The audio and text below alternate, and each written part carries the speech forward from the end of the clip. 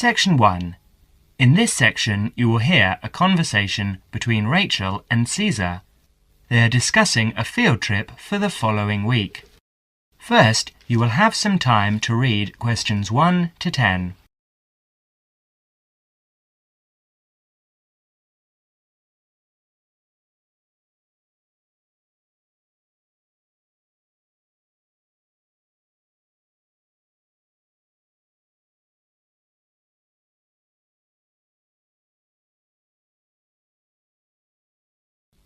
You will see that there is an example which has been done for you.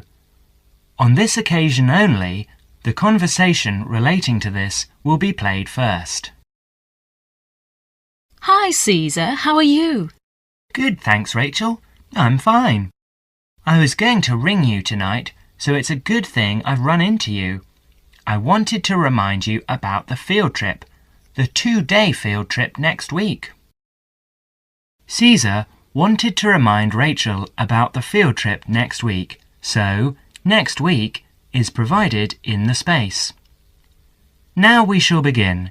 You should answer questions as you listen because you will not hear the recording a second time. Now listen carefully and answer questions 1 to 7. Hi, Caesar. How are you? Good, thanks, Rachel. I'm fine. I was going to ring you tonight, so it's a good thing I've run into you. I wanted to remind you about the field trip, the 2-day field trip next week. What field trip?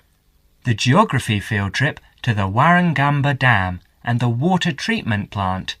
It's a compulsory part of the first year environmental science course. Didn't you know about it? No, I must have missed that piece of information. This is news to me. But give me the details, please. Sure. Well, we have to meet outside the library next Monday at 7 in the morning, or you can meet us at 7:45 at the bus station in time to catch the coach, which departs at 8 o'clock. Oh, all right. And how long does it take to get to this place? Well, once we're on the coach, it will take about 2 hours. No, actually more like 2.5 hours at that time of day. And it could take as long as 3 hours to come back the next day because of the evening traffic. And what's the purpose of the trip? Didn't you get the course outline? You don't seem to know anything about this course. Well, remember, I only started at the university a month ago, so I joined the course 2 weeks late, and I've been trying to catch up ever since. Oh, of course. Well, we spend the first day visiting the dam.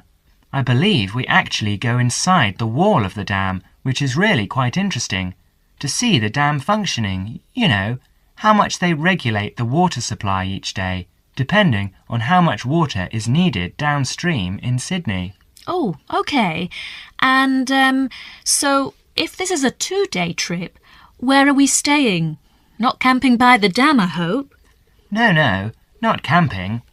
They do actually have some overnight cabins near the dam for visiting groups, but we're spending the night in a youth hostel in a town nearby. That's all been arranged by the university. And what about meals? Should we take our own food along? No, you won't need to do that. The hostel provides 2 meals, breakfast and an evening meal, and we can find a cheap place to buy lunch. Great. So, is this the only dam that supplies water for Sydney? There are a couple of others too, but this is the main one. Well, with a population of over 4.5 million people, I suppose we do use thousands of litres each day. Absolutely. In fact, according to my notes here, they pump the water through something like 20,000 kilometres of pipes and canals and store the water in 262 service reservoirs. And each day we use enough water to fill 600 Olympic swimming pools. Now you will have another chance to look at questions 8 to 10.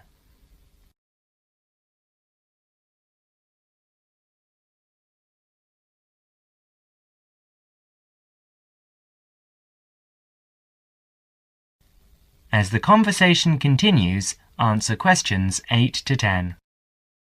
And what's happening on the second day? Well, we're coming back to town and going to the water treatment plant to see how they purify the water for drinking. Oh, that should actually be quite interesting. I'll bring my camera. Yes, that's a good idea, because we're supposed to include original photos for the final piece of work at the end of the course. And make sure you bring a notebook and pen or pencil. OK, I'll do that. You'll probably need some good walking shoes and spare clothes too, and I would recommend that you bring a waterproof coat of some sort, because the chances of it raining are pretty good next week. And a hat, perhaps. Sorry, no. I draw the line at a hat. Fair enough. And by the way, do you have a mobile phone? I do, actually. Well, bring that along, because that way we can keep in touch more easily. Provided that mobiles work up there, of course. That's a point. Do I need a map? No, I wouldn't bother. We won't need to do any map reading. OK then. See you on Monday, and thanks very much for letting me know. That is the end of section 1. You now have half a minute to check your answers.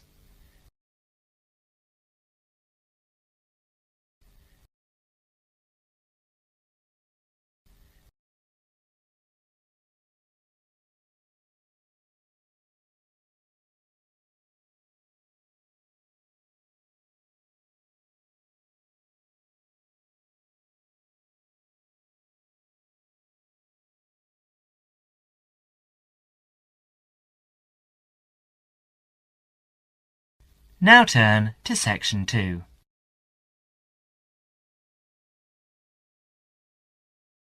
Section 2. You will hear an extract from a radio program called Consumer's Choice, which gives advice to consumers on how to make complaints. First, you will have some time to look at questions 11 to 20.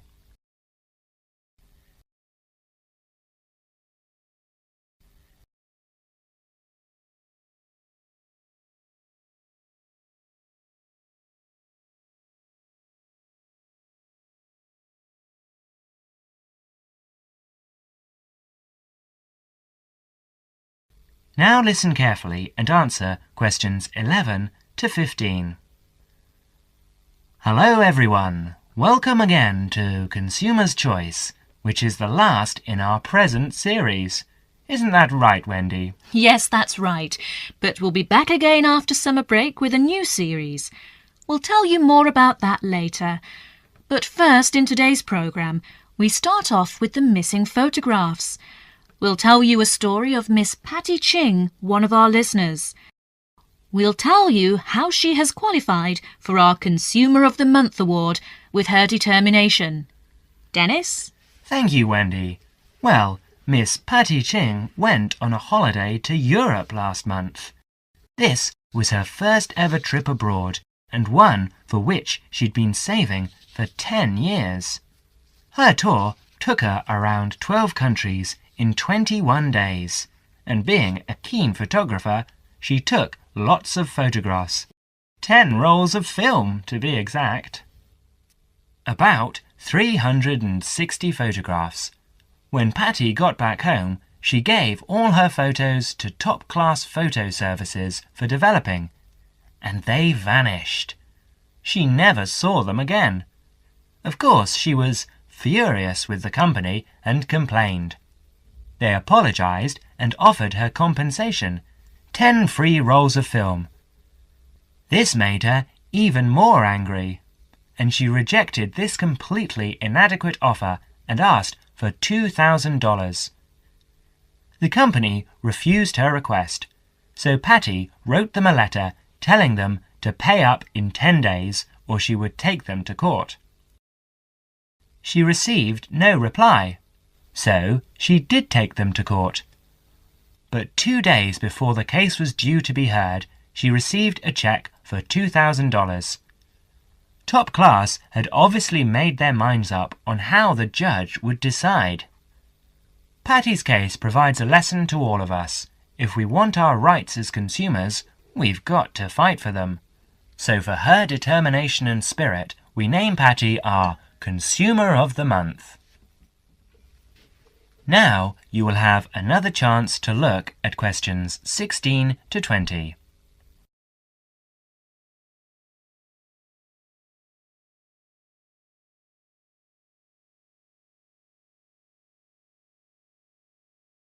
As the conversation continues, answer questions 16 to 20. Thank you, Dennis. And now I'd like to deal with the problem that many of our listeners write about: sale prices. When we go to a sale and see a sign on something saying 50% off or $300 reduced to $100, how do we know the prices really have been reduced? One of our listeners, Mr. Alvin Locke, tells his story. In a department store where I sometimes shopped, I saw a leather belt priced at $100. Too expensive for me, but I liked it and thought I might buy it next time the store had a sale. The store did have a sale, and I went back to look for the belt.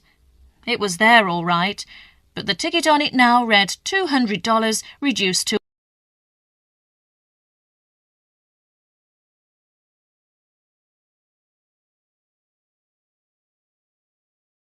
$150.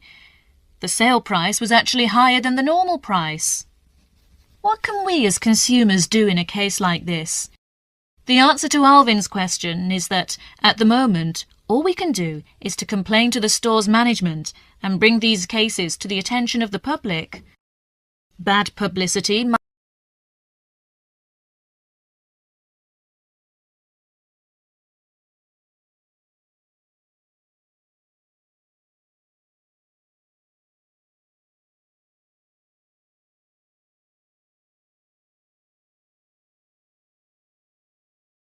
might help to put a stop to this dishonest practice.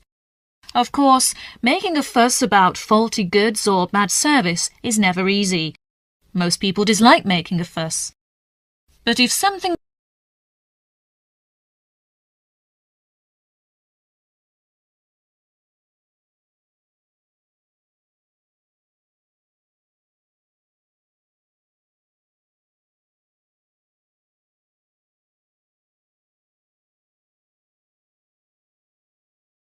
you have bought is faulty or does not do what was claimed for it, you are not asking for a favour to get it right.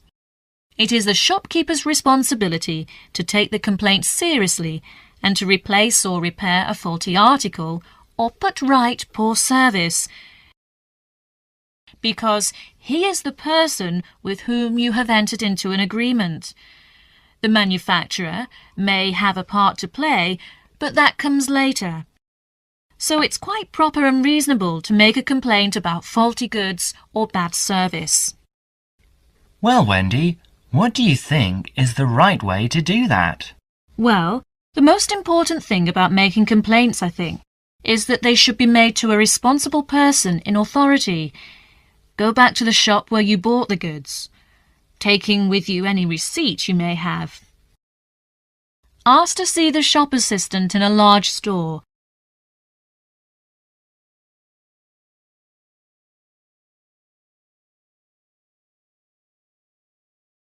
In a small store, the assistant may also be the owner, or you can complain directly. In a chain store, ask to see the manager. If you telephone,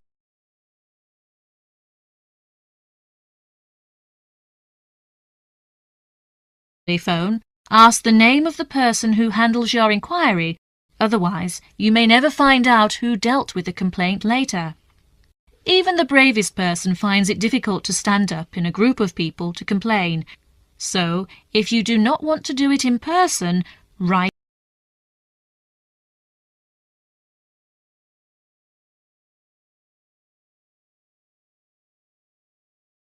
a letter. Stick to the facts and keep a copy of what you write. At this stage, you should give any receipt numbers, but you should not need to give receipts or other papers to prove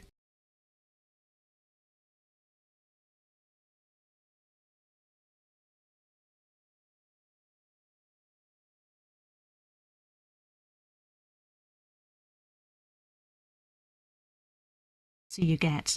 Or, if you do not get a reply, write to the managing director of the firm, shop or organisation. Be sure to keep copies of your own letters and any you receive.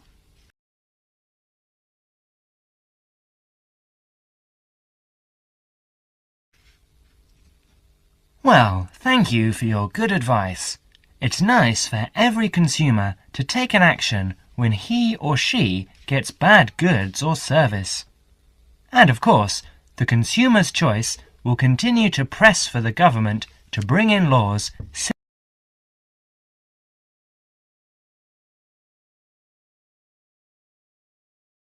to those in other countries to protect consumers by making it illegal to cheat them in this way. And now I'd like to tell you about our new consumer hotline, which came into operation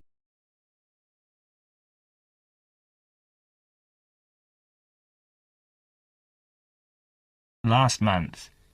So far, we have received. That is the end of section 2. You now have half a minute to check your answers.